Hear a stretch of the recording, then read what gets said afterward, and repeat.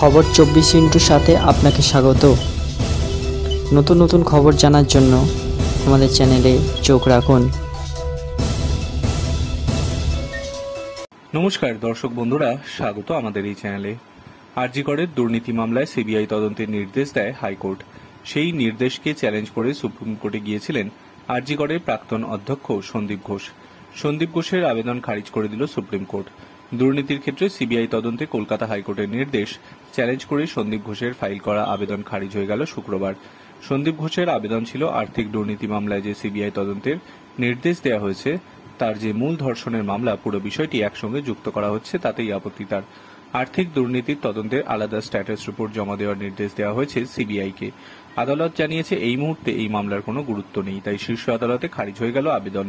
প্রধান বিচারপতি ডিওয়াই চন্দ্রচূড় জানিয়ে দেন, হাইকোর্ট এটা প্রাথমিক মন্তব্য করেছে, তদন্ত চলছে। সিবিআইয়ের কাছেও তথ্য চাওয়া হয়েছে। সন্দীপের আইনজীবী বলেন, তাঁরাও চান সিবিআই নিরপেক্ষ তদন্ত করুক বায়োমেডিক্যাল ওয়েস্ট নিয়ে।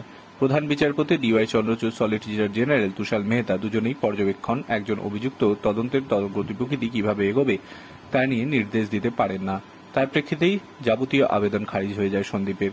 সিবিআই এর স্ট্যাটাস রিপোর্ট দিতে বলে আদালত। এর আগে আরজি করে নির্যাতন খুন মামলাতেও স্ট্যাটাস রিপোর্ট জমা দিতে বলা হয়েছে, যা জমাও দেওয়া হয় কেন্দ্রীয় তদন্তকারী সংস্থার দ্বারা। Bureau report.